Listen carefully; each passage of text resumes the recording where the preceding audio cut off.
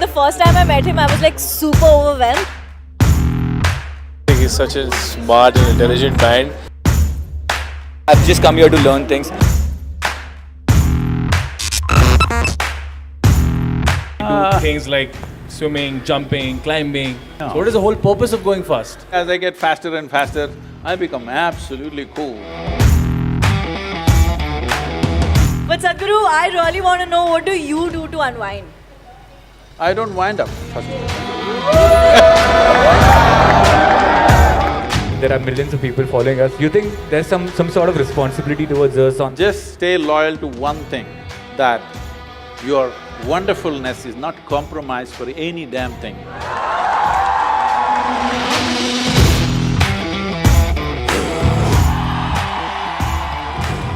I have had the pleasure of meeting the man that I'm going to introduce on stage now before. The first time I went to meet him, I was like super overwhelmed. I was like, oh my, because he's Sadhguru, right? In your head, you're like, don't say stupid things, do not say stupid things. And then I went and I met him and I realized that he's literally as chill, fun, amazing like you and I. And I am super excited about this session. Are you pumped?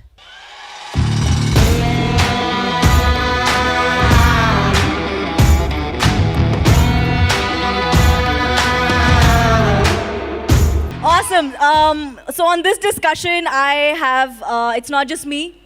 This is going to be graced by two other very amazing YouTubers. So I'd like to welcome on stage Mumbiker Nikhil and YouNick. Whenever you're ready, guys, let's make some noise. What's up, guys? Once more.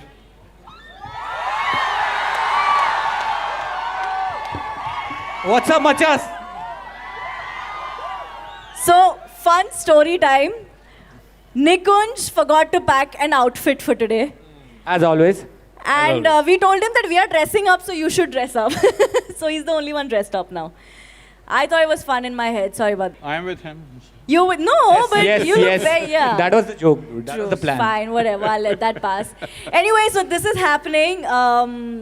This is a great platform for people like us to talk to Sadhguru.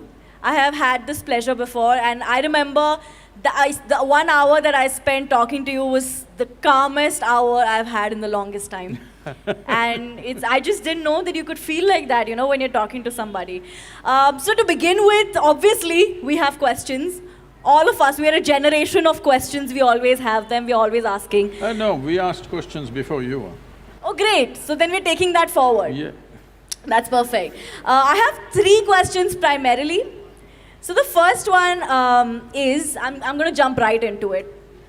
You know, when you're in this age, when you're in college, when you're just out of school, you're in college, you're under 25, every little thing that goes wrong in life feels like the end of the world. For example, a heartbreak. Breakups are bad, right guys? Breakups are tough. Failing in exams, fighting with your... Why is that funny? It's bad. Fighting with your family, getting in a fight with your teachers, friends. And at that moment in time, it just feels like the worst thing to happen to us. And then eventually, in a few years, you get to a place where you look back and you're like, yaar, pata nahi why I was stressing over this so much. But in the time that you spent stressing over these things that went bad, you end up sort of like doing more damage. Do you get me? Do you know what I'm saying? Yeah. So what is your advice to all of us young people about this? You know, when every little thing that goes wrong in life at this age feels like the worst thing to happen to us. Namaskaram and good afternoon to all of you. Well, it's not just under 25 people doing this nonsense. Even the 60-year-olds are still doing the same nonsense. So, he was just asking me, Nikunj was asking me, or somebody else was asking me just now, why I decided to do this youth and truth and under 25, all this. Well, it's a constant thing for me wherever I go in the world. 50, 60-year-olds come up to me and say, after going through something with me, they say, Sadhguru, where were you when I was 20, 25? You came when I'm 60, what is the use now? So I heard this for a long time. Then I decided, okay, let me step out and meet all those people who are below 25 years of age, because youth is a certain level of energy. But the problem with youth is, by the time they figure out, by the time they bring some clarity to themselves, this energy is not a permanent thing. It will go down slowly. Well, I'm an exception. But you will see most people slowly sink.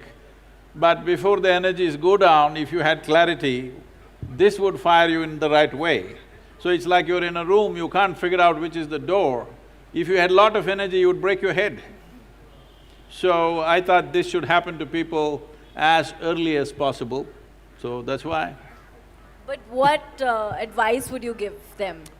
What should be the thought, what can be the first thought when we feel like everything's going wrong? Well, we need to understand this. We are born here with nothing and we'll die with nothing. In between, whatever the hell is happening, you're on the profit side. No matter what is happening, you're still gaining, you can't lose.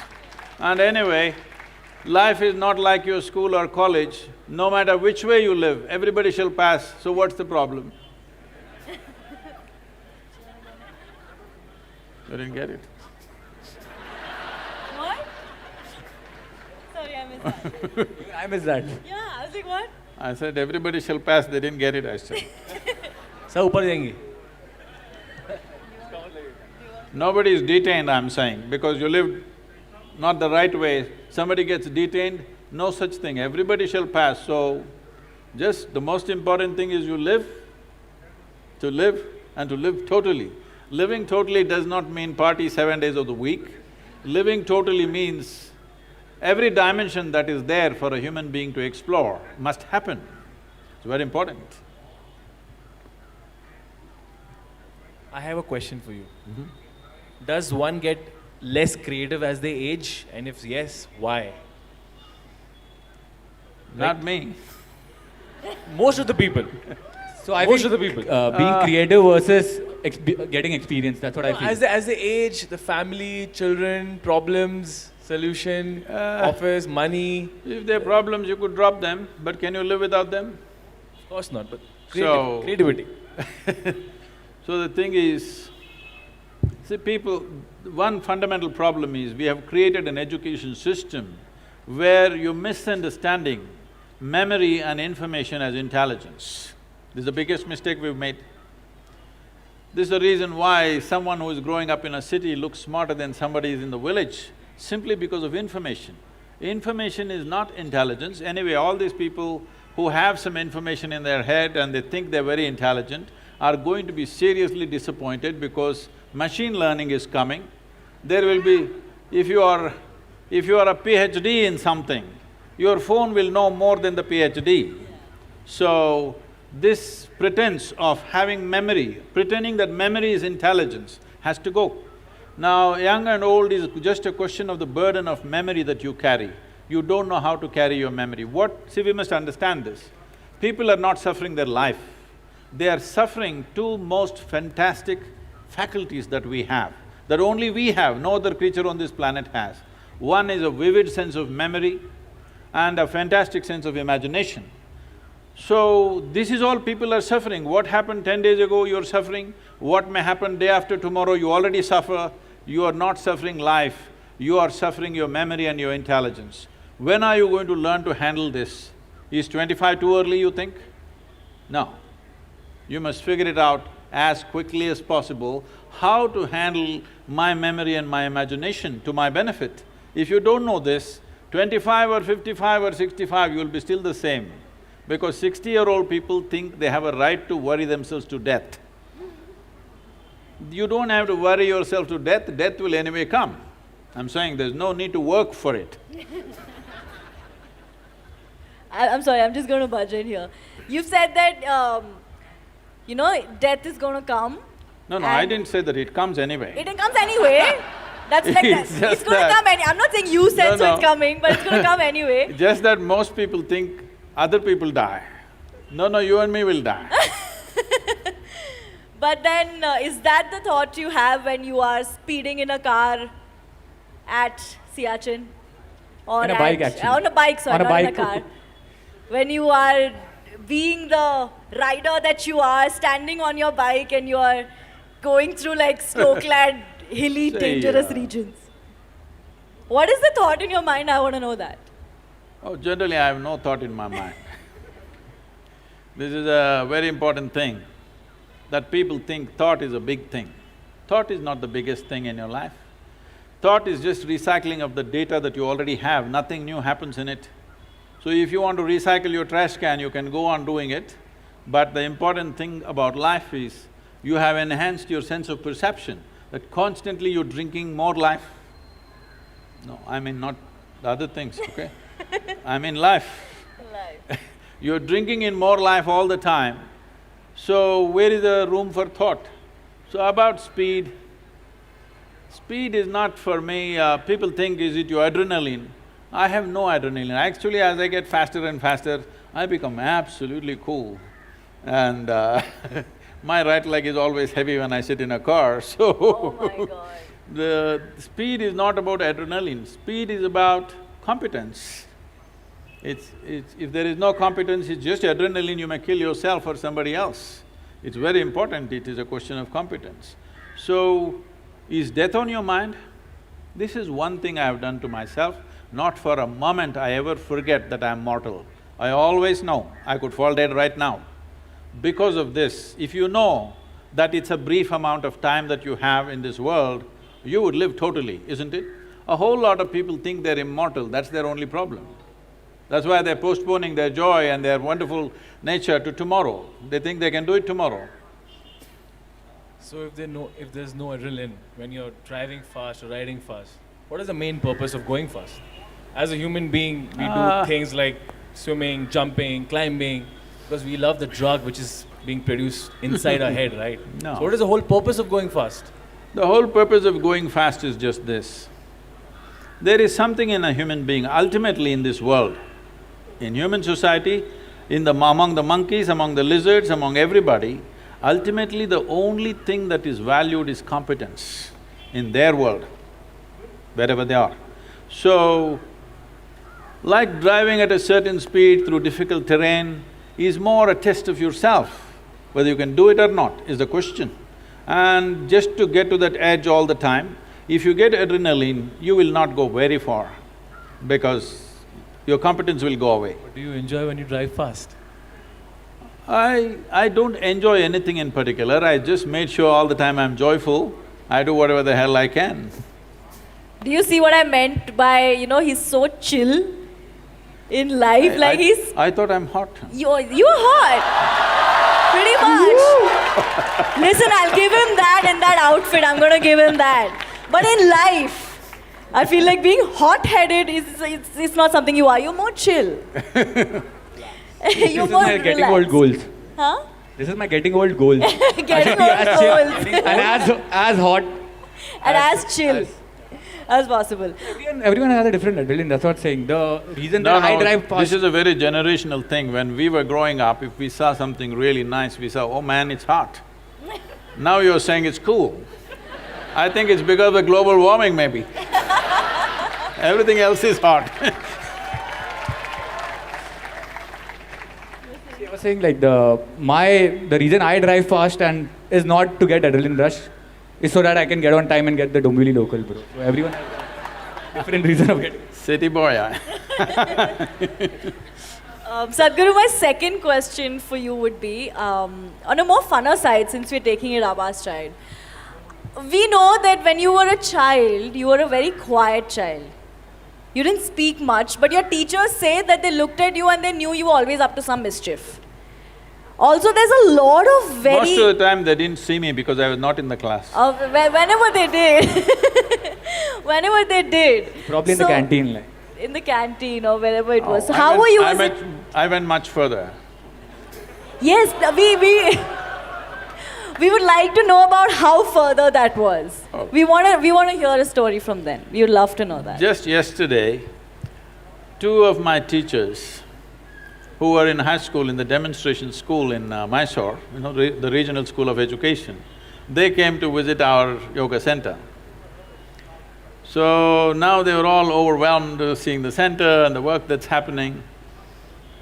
So they were asking me, You know, one teacher did not remember my face or anything about me. I said, that's because, ma'am, you were teaching algebra and I never was there. So it's not your fault that you don't remember me. So how further? Should I expose myself like this in front of… We would love to I know. would love to know. We want to know.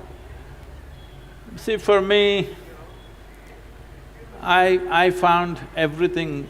Fortunately, the school was located in a place where there was a whole lot of nature, there was a lake close by and forest and everything.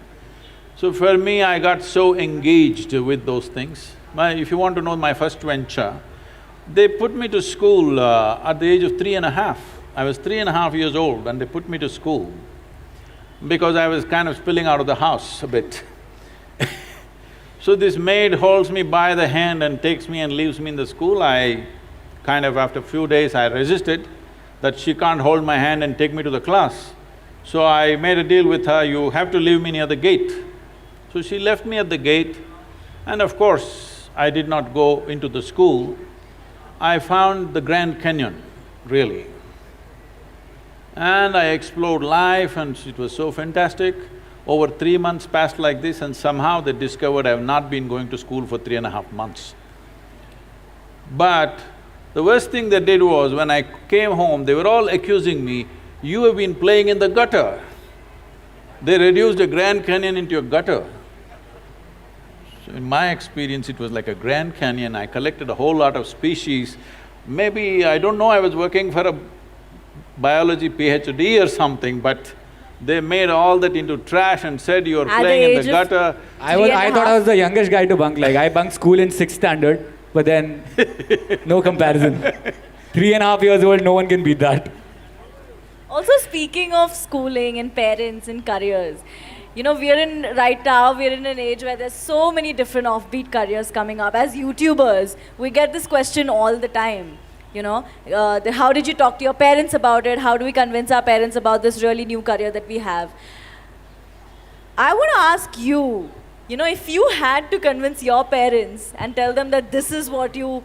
how did that discussion go? Did that happen where you had to sit them down and tell them that this is what I'm going to do for the rest of my life? I want to do YouTube now, like did that happen with you too? What? He's doing YouTube right now, like he's into YouTube, that's why. Well, not everybody can be convinced about everything, okay? Some things are just done. So, just to give you an example, when I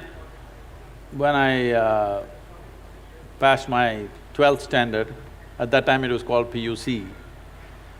After that, I decided I will educate myself. I don't want to go to college.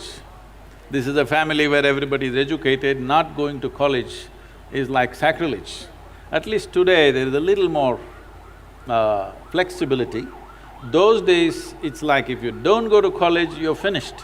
Because now probably if you don't go to college, you may lose your lifestyle, but you won't lose your life.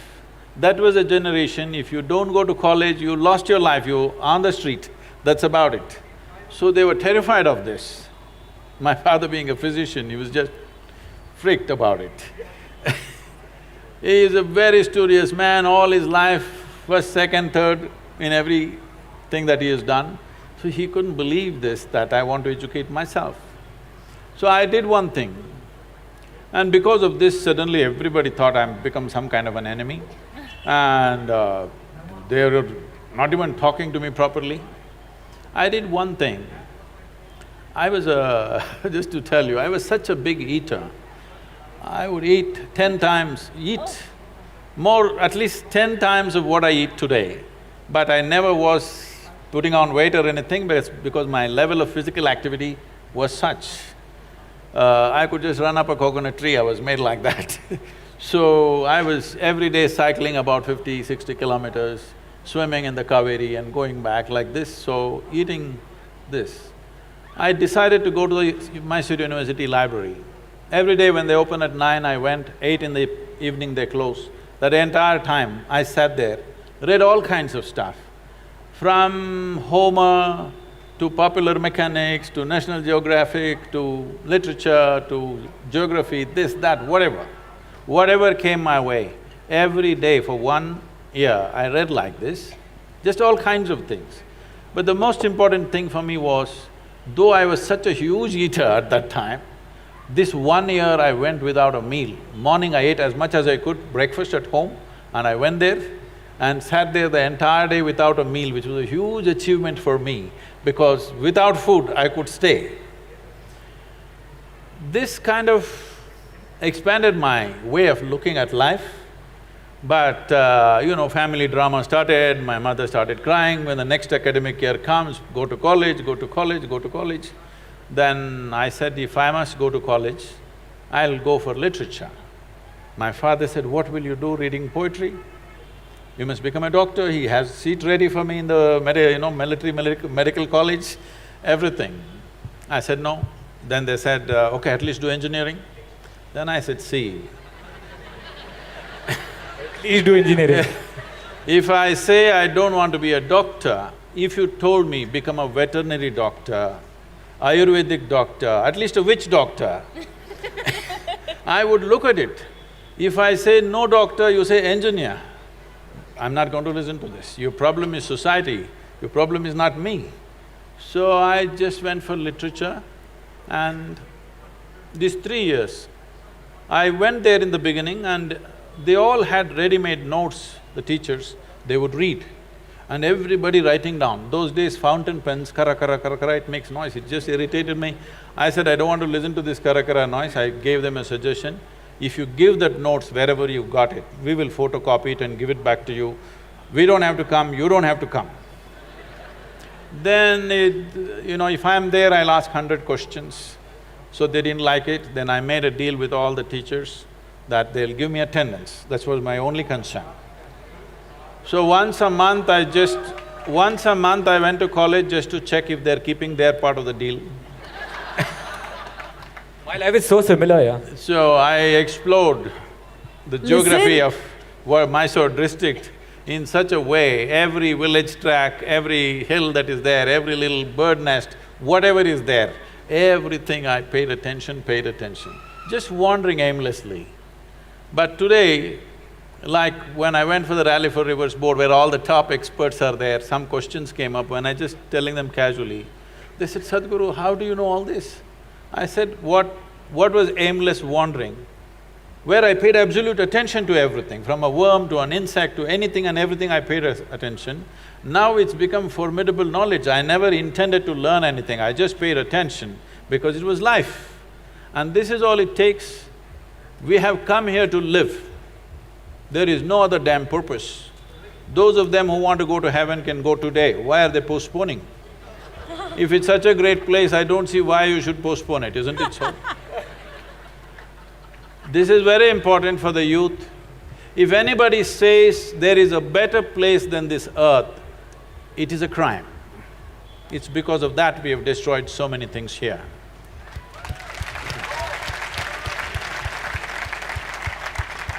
I wanted to ask you one thing, as young entertainers and as we all know that we've got YouTube channels and there are millions of people following us, you think there's some sort of responsibility towards us on how to go about it, or we should just do what we like to do?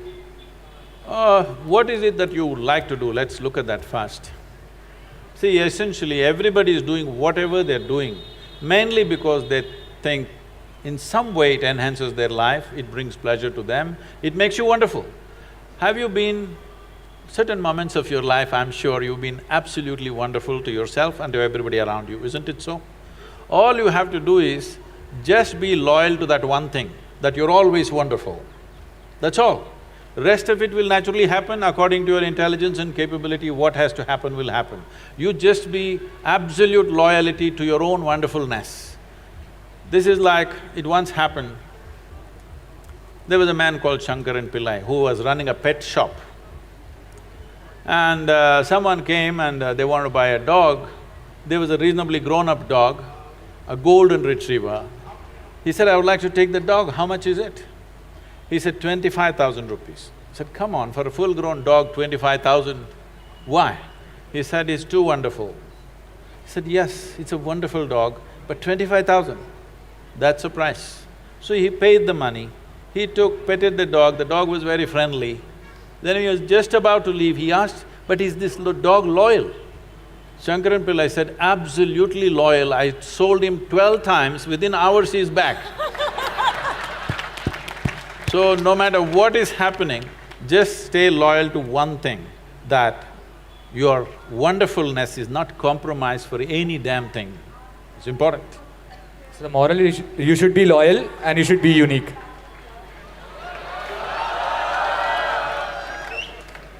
Seamless branding, like. Quite a shameless plug there. We're going to let that go. But Sadhguru, I really want to know, what do you do to unwind? I don't wind up first. Great. This is… Listen, 1 second. Prajakta, you should stop Swamiji, this. do you remember I You're said getting this is savage going to be replies. his answer? I was backstage and I'm like, I really want to know what he does to chill and what he does to unwind. And I'm pretty sure he's going to say, I don't wind.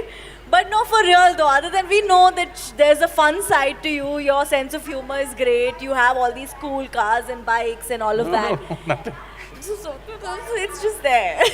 Somebody, because when they want their car or motorcycle to be really driven, they bring it to me. So I give it the works. But is it We are true? meeting backstage, right? Huh? मुझे दे दो। We are meeting I want the backstage, car. right? But is it true that if anything goes wrong with your bike or car, you'll not let anyone touch it and you will make sure it's okay by yourself? That was a long time ago. Now I don't have that kind of time. Awesome. I think we're going to open this up to the audience because I'm pretty sure a lot of us have a lot of questions.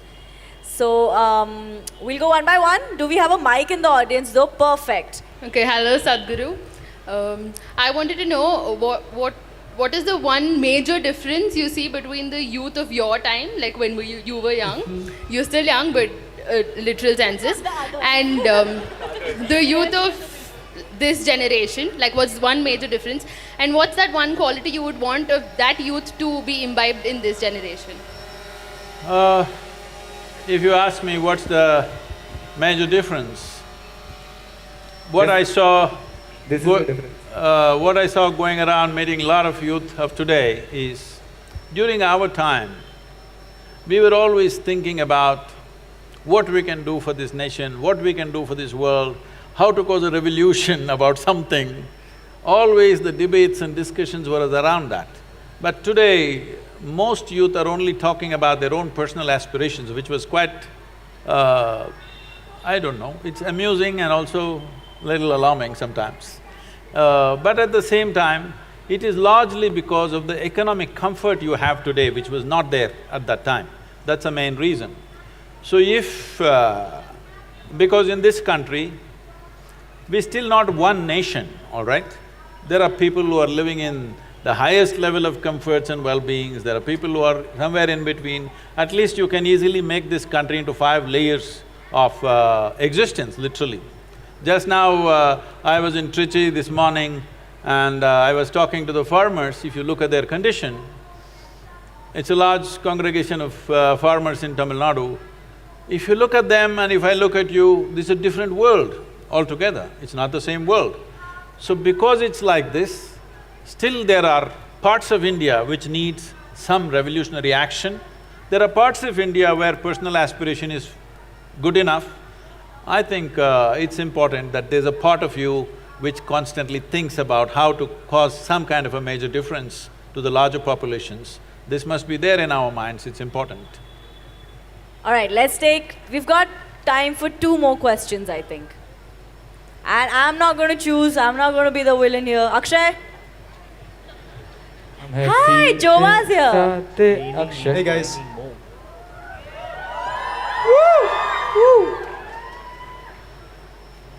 Hi Sadhguru.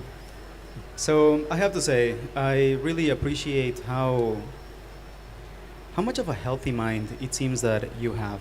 The way that you process information, the way that you experience the world, the way that you seem to be present at all times, even the way that you're putting that much of attention in me. Really appreciate that presence. I talk a lot about mental health with the youth. It is a word that more and more I become uncomfortable saying, because when you say mental health, you're already separating the other holistic health to one that focuses only on the mind. right? And when I talk about mental health, for me is body health, is spiritual health, and it's not only the mind, right? I wear a shirt that says breathe because for me it's also connected to the body. My question for you is, can you talk a little bit about the connection between the mental health and the spiritual health? Because I see so many similarities in the way that you're experiencing the world, which seems in a very spiritual way, but I also don't even want to call it spiritual because it would be creating a division of how to experience the world. So, can you share some? better avoid that word because it's the most corrupted word on the planet right now. So, let me put it this way. In the yogic sciences, there is no separation between what is body and what is mind. We talk about the body like this: physical body, mental body, emotional body, energy body, etheric body, and there is what is called as Anandamaya Kosha. So the 5 bodies is what we're talking about, we're not talking about a mind. Because what is it that you call as a mind? If there is a certain volume of memory and a certain amount of intelligence attached to it, that's what you call as a mind, isn't it so? Yes, it is. Is it so? Hello? Why are you not in talking terms with me? So, if you look at this, every cell in your body has much more memory and much more intelligence than your entire brain has. For example, memory. You definitely don't remember how your great-great-great-grandfather 10 generations ago looked like, but his nose is sitting on your face right now. Your body remembers even 1,000,000 years ago how your forefather's skin tone was, not forgotten a thing. This kind of memory processing is not possible in your brain, for sure.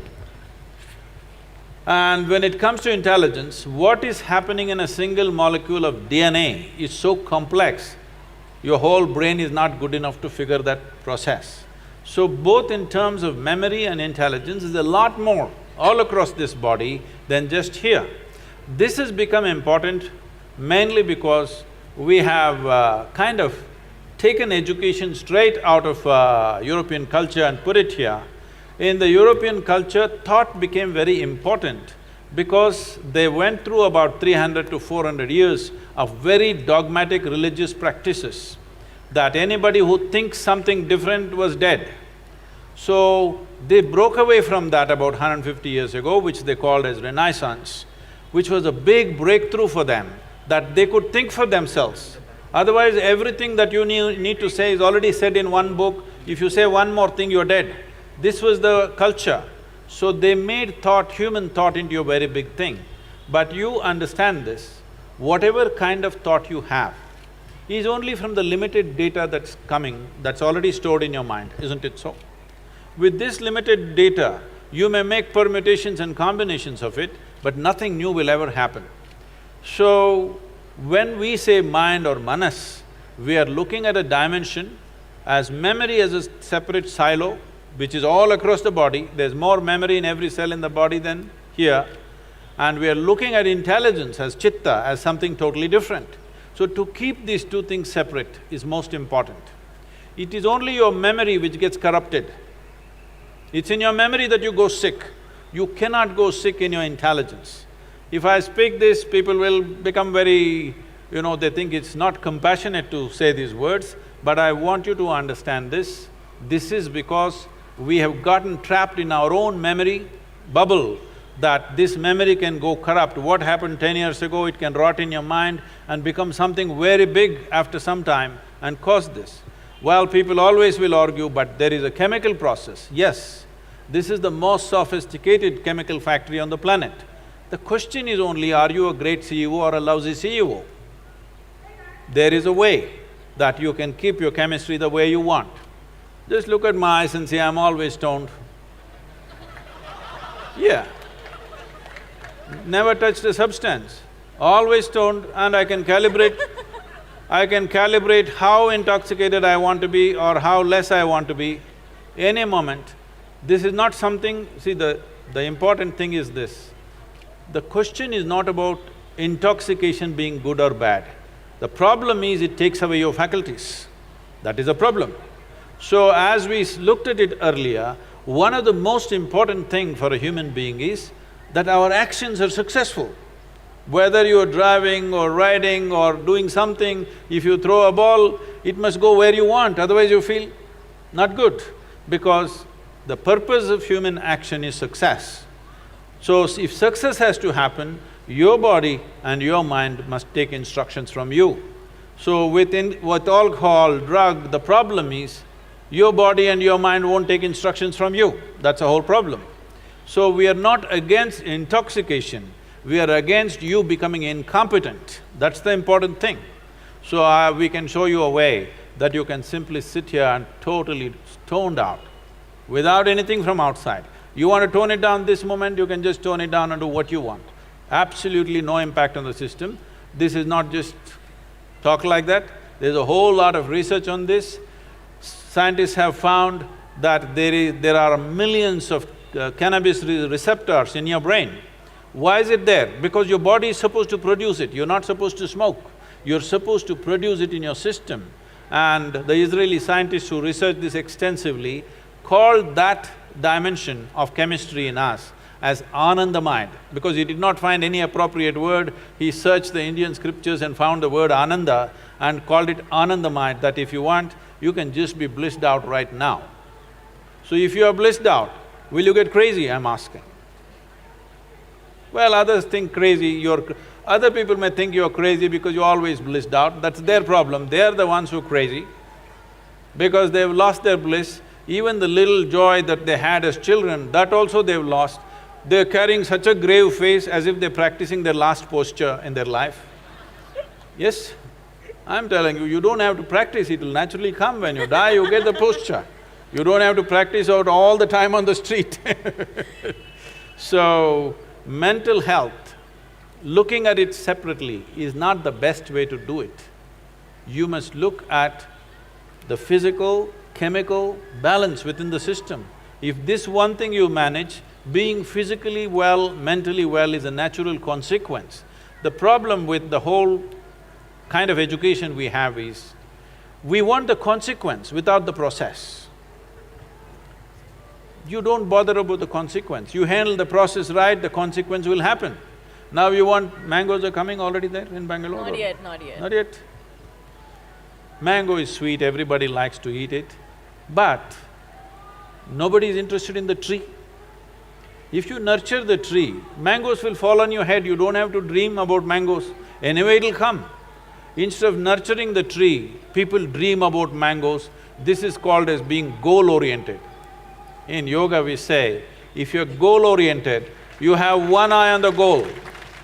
You have one eye on the goal and only one eye to find your way, you have become incompetent. It's very important that today, this moment, whatever the hell you're doing, to do it as well as you can is more important than what will happen in the end, what will happen in the end. There's no such thing. Somebody, one of the celebrities in the country coming and asked me, Sadhguru, can you tell us how we can beat Pakistan in the cricket match? I said, beating Pakistan is Indian Army's job, you bloody hit the ball, huh? How's the Josh? All right, we've got one more question right there, Akshay. Okay, by the way, guys, little piece of good news, it's not last 3 questions, we've got a lot of time on us, so it's cool, it's chill. I just want to sorry, just before taking the question, I just wanted to ask, so if you're not goal-oriented, I feel that you push your goal too. So, what do you have to say about this? It's not just the process. No. See, well, to set a direction, we have a goal, all right? Whether you want to go this way or this way, you created a goal.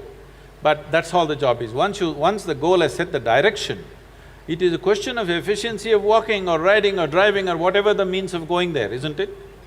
This will… see, everybody has a desire to win. But your desire is only a direction, your desire doesn't do anything else.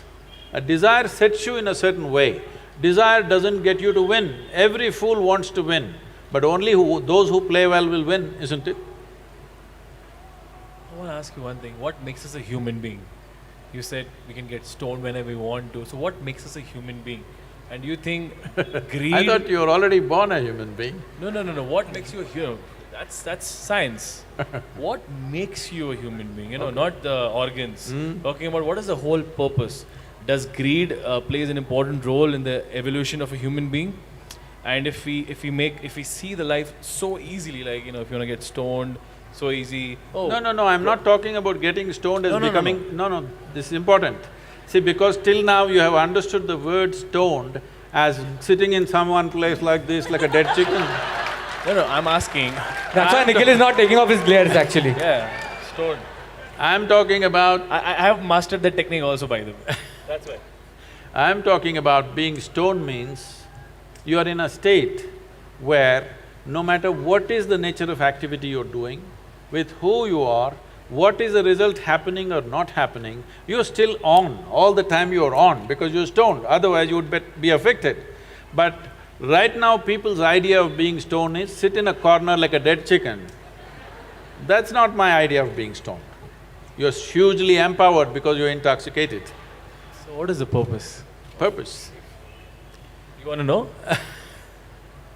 Now, what makes you a human being? See, there are many creatures. People say approximately there are over 1 trillion creatures on this planet. I just want to cut you. Like, my father used to tell me, like, I was a very dumb child. Like, I never used to I can focus on understand. studies. Yeah. Because I used to ask a lot of questions, you know. I No, never used to because I'm your understand. father's age, I'm saying I can I never used understand. to understand anything. I say that's I was very bad in studies. I was. You cannot say. I can say, I'm his father's age, I can say. So it's like he's like being sad, being greedy, being hardworking. You know, that makes you human. That's a part of your life. You asked the question, you're trying to answer it. What is No, this? I just want to know. Like, I was listening to you. So very what carefully. makes you a human being? There are over 1 trillion creatures on this planet, from worms to insects to birds to animals, all kinds. Many of them fantastic creatures. A lot of people even call themselves that I'm a tiger, all right? Many are calling themselves lions, but tigers, lions, elephants, no matter what they are, they're just called that. We never call them a tiger being or a lion being or an elephant being. Only for you, we said you are a human being. This is because you are the only one who has the capability that if you exercise your choices, you know how to be. None of them know how to be. They're all programmed for compulsive reactions. They exist in a world where it's all by compulsive, instinctive reactions, but you know how to be. But human beings are trying to prove that they don't know how to be. They just don't know how to be, most of them, unfortunately. They're trying to prove the nature wrong. But you know how to be. Only thing is, you must keep your choices open. Choices means, right now, is it true? If you wish, you can sit here and look at the person next to you, think some really horrible things about this person sitting next to you and get a little depressed, why am I sitting next to this horrible creature? Possible or no? Possible. Or you can look at them nicely and think wonderful things about them, or don't even have to think anything. If you don't think anything, simply look at another life, you can sit here in wonderful company. Possible or no? So you being wonderful or horrible right now is a choice. Are you exercising the choice, or are you falling back in evolution and behaving compulsively? That's all the big difference. A human has the capacity to be a conscious life. And we also do the same things. They are born, we are born, they eat, we eat, they reproduce, we reproduce, they die, we die. We're doing the same things. But the big difference is we can do it consciously. They do it as a programmed system. This one thing if you do, suddenly you will see your experience of life is so phenomenal that it is such a big phenomena. What is the meaning of life? Such a question will never come to you. There is no such thing as meaning of life. It's a phenomena beyond all meanings. If there is no profoundness of experience, if you're living on the surface, especially if you're living in the thought process, then you are thinking, what is the meaning? Because all you have is words. When you're full of words, you want a meaning for the word. Tell me what is the meaning of a tree. Tell me what is the meaning of a bird. Tell me what is the meaning of the cloud, what is the meaning of the empty sky? Is there some meaning to it? Meanings exist only in human heads. The universe has no meaning. It's too fantastic to be trapped in a meaning. That's the universe. All right, let's take… Guys, tell us your name so we'll know you. Namaskaram Sadhguru. My name is Rakesh. First of all, thank you so much for being here. I should say on this planet to guide us. Oh, I've been here only. I know I look… See, this happens to me. Whenever I land in United States, in the immigration, these days I have global entry, so it's okay. Otherwise, always I stood in the immigration where it's marked resident alien. I look around and see I'm the only one who fits the description.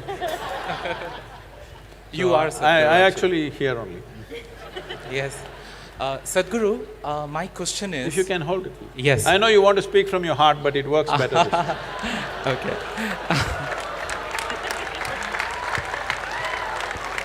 I'm quitting comedy now, right? Okay. Sadhguru, my question is, I have seen youngsters, okay, they are addicted to drugs or alcohol, they smoke, and I have even heard, okay, one of my friends telling that… This is just water, okay?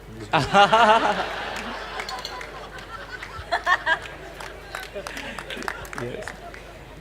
I have even heard one of my friends telling, if I recollect correctly, that even Lord Shiva used to consume, okay, substance. And they take it as an excuse and they imitate it, saying that even Shiva used to do it, okay, why should not we imitate it? So that is the excuse which, few of the youngsters, take it to consume the substances. So what is your advice to them? Well, everybody is these days asking, why can't all these things be made legal? Why do we have to buy it in the back street? I understand the logic, but the thing is just this. Why can't I smoke… What do you call it these days, huh?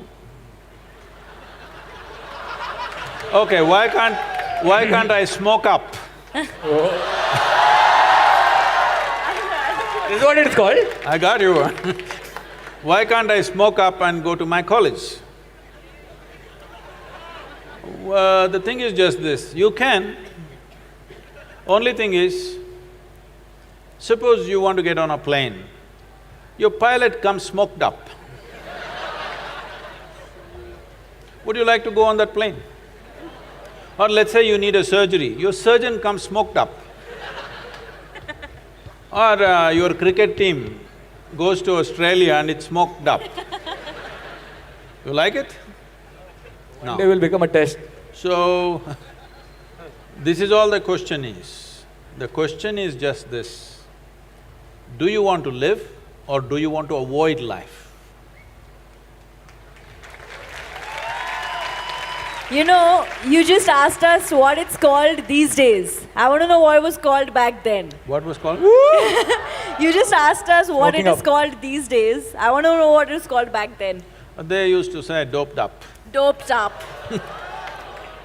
I think we should get that back, right? It's way cooler than smoking up. Listen, I don't know what you're talking about. All right, let's go to the next question, please. Akshay, you choose. If someone has to be murdered, it's you. I think we're passing that parcel. We should say stop or what? Hi. Hello. Yeah. So, first of all, it's an honor to be talking to you. Okay. I have a question. What do you think is more important to a youth? Being right and staying with their point, or staying with their point, knowing that they're wrong, but admitting that they're wrong, they would be doubting their own self?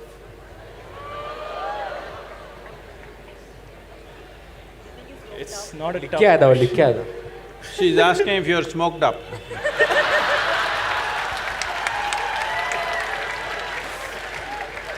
No, I'm not. This is how I am without being smoked up. Oh. We can only imagine. So, see, it's best, the sooner you get this in your life, it's best, because If you look at life without a keyhole vision of what I want kind of life, if you look at it little larger life, there is no right thing to do in the world. There's no really something called as really right and really wrong. It is just that people are taking positions and saying, I am right, you are wrong.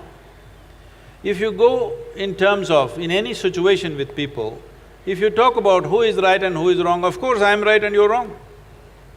This is the basis of all arguments and fights and everything else, conflict, isn't it? So instead of looking at what is right and wrong, why don't we see what is appropriate to the situations in which we exist? What is the most appropriate thing that I can do right now?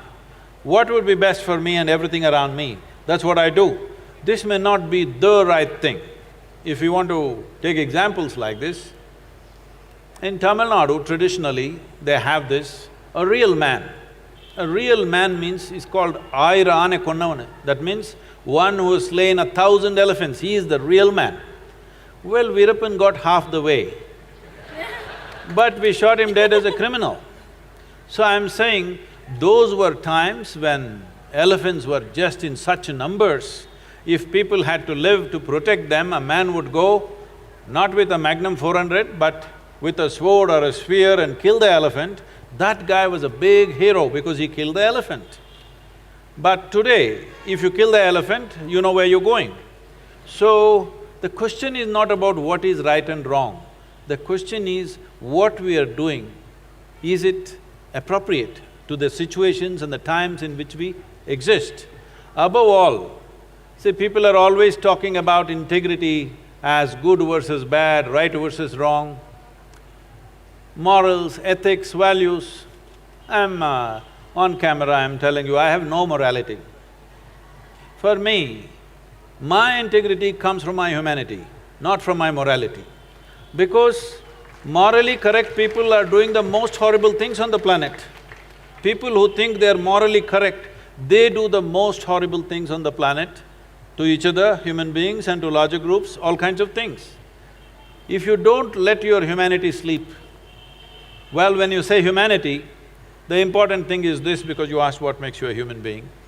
In your brain, there is something called as a reptilian brain, which is approximately the size of your fist.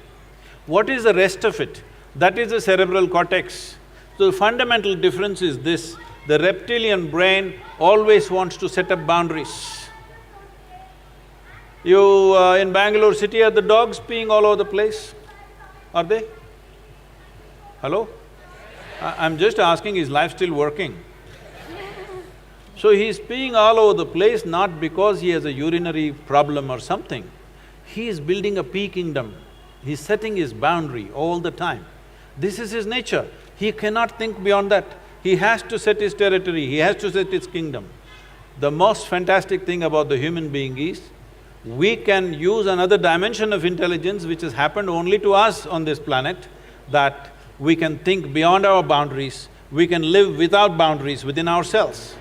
Well, we've still not built a world where we can erase the national boundaries and other boundaries and live. But at least in our minds we can erase our boundaries. If you do this one thing, if you have erased the boundaries in your mind of who is mine, who is not mine, do whatever the hell you want, everything will be right. All right, we'll take one last question, Akshay. Okay, if you want, you can ask me. Hello. Hi Sadhguru, my name is Pranoy over here. I am 24 years old and… Oh, you're just 1 year short, after that they'll throw you out of here, huh? Yeah, I guess. So I didn't have a specific question when I picked up this mic. This is something more personal and If you can hold it right, it's not very clear. Yeah, so this is not a very specific question or generic for that matter. I hope that this question will answer a lot of others. Hey, ask the question, what is this? The question sorry. has so much But introduction. the question is so long. So I just wanted to ask that there are goals that I want to achieve, and I also know that there's certain things I shouldn't do that will hinder my progress. So I'm trying to find methods of accountability for myself where I can push myself and get that. As you said that we all are trying to win in some ways, but I'm not able to figure out methods of accountability within myself to reach that. If that makes sense. No, it doesn't. I'll answer the question anyway. I want to break it down. I don't know if I have the similar question that I want to reach somewhere and there's few ethics of me which is stopping me to do certain things which will make me reach there faster. So yeah, ethics or morals, you can say. So what do you do about it? Should we concentrate on the goal and reach there faster, or should I hold on to my ethics and morals and let it be a little slow and be there? See, whatever you do in your lives, I'm sure each one of you will go out and do so many different things. But whatever you do, is it very important? It is relevant to the world in which we are living. Hello? Is it very important? It's relevant? Suppose you set a goal today, in next 25 years, this is where I want to be. In those 25 years, the entire situation changed, but you are still going that way because you want to get your goal. Isn't it a disaster? So everybody is thinking, my dream should be fulfilled. Let me tell you what's my blessing to you. How's the Josh? How's the Josh? My blessing to you is, may your dreams not be fulfilled. Let something that you could not dream of in your life happen to you. Because what can you dream of? I'm asking you, what can you dream of? Only a little exaggeration of what you already know, isn't it so? Can you dream of something totally, absolutely new, which is not in your experience? So you are ruling out all the possibilities of life simply because you have set a goal, because somebody is telling you, you must be goal-oriented, goal-oriented. No, you don't be goal-oriented. Constantly work on how to enhance this piece of life. It is like, you have a Maruti car, nothing wrong with it, it's a good car to go home and go to the office. But you want to race on the F1 track. Well, four wheels are going to go in four different directions. If you want to go on that kind of speed, you don't dream, you build the machine, isn't it? Similarly, if you really want to go somewhere in your life, you build this one. Don't worry about the damn goal. We don't know what opportunities the world will open up tomorrow morning. How do you know? Just make yourself into a fantastic human being. You will see, life opens up in a million different ways. But if you have one silly little dream and you work for it all your life, what is the point of that? So may your dreams not come true. Let something that you could not dream of happen to you. I feel like all three of us relate to this on a very personal level, because Nick wanted to be a bartender. Nikhil was I was actually. He became a bartender. Nikhil was working as airline crew. I was working as a radio jockey, and I remember we have this conversation every now and then where we are like, this was the goal we had. And then nobody saw YouTube coming, nobody saw this happening, and then now suddenly we have a life where we can sit and talk to Sadhguru in person. So, don't waste your life… How cool is this? This is the new dream. Don't waste your life dreaming. Keep your eyes and every damn thing that you have open and look. There are a million doorways. I think this brings us to the end of this session. Listen, again, I think the calmest hour we have spent. What do you guys think? 2 times in a row, thank you so… Yeah, I know, it's a very weird vibe. Like, I was just like, after our discussion, I remember just standing and thinking, I was like, what just happened? Did I even talk at all? Maybe I was stoned. Hey. Doped up. But thank you so much, Sadhguru. And thank you to everybody who is here. Have fun, guys. It's going to be great. We're going to take your leave. Thank you. Bye, guys. Let's do it. Check. Yeah. Okay, on that note, we'd like to get a picture with all of the panelists on stage. Would you all like a picture? Yes? So just crowd around the middle and turn around and face the cameraman. A big round of applause, ladies and gentlemen, to the panel on stage. There you go.